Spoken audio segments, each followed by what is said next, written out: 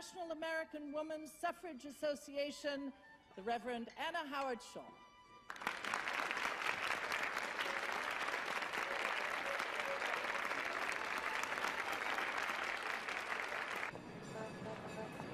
Don't bring up suffrage in England. Shaw thinks the Brits are hooligans.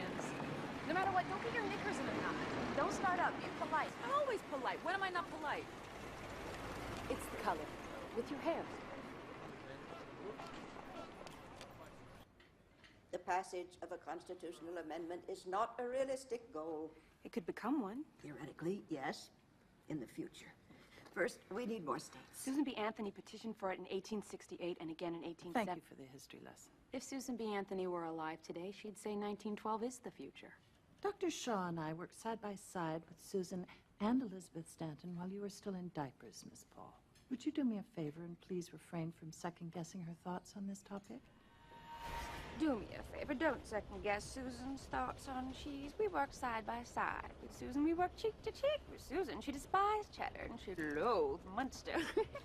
A constitutional amendment that gives women the right to vote, assuming it doesn't die in committee, will almost certainly be vetoed in the Senate. We waste time, we waste money. We squander the goodwill of the Democrats, and worse, we look like babies with no political savvy, which gives ammunition to our opponents. Have you any other thoughts, Miss Paul? A parade. In March. The day Wilson's arriving for his inauguration. We're guaranteed a crowd and, hopefully, some badly needed publicity from the newspapers. Mrs. Blatch tells me that you two met in England. Those women give suffrage a bad name. Better than no name at all. I beg your pardon? Lucy was studying at Oxford. What? I was. While I'm in sympathy with the British suffragettes, I don't approve of their methodology. We don't throw bricks to make our position clear. If I send you to Washington, I want your assurance that there will be no hooligan tactics. You have it. I don't consider myself above the law under any circumstances.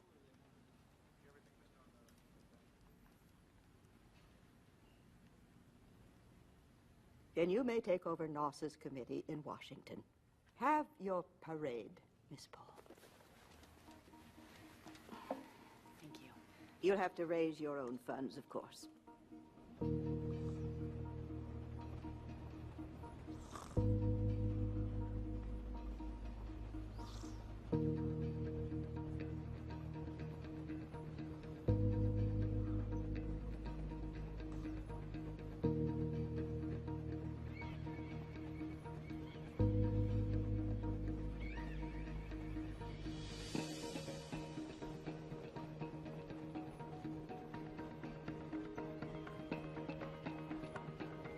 That the female mind is inferior to the male mind need not be assumed. There is something about There is something about it essentially different.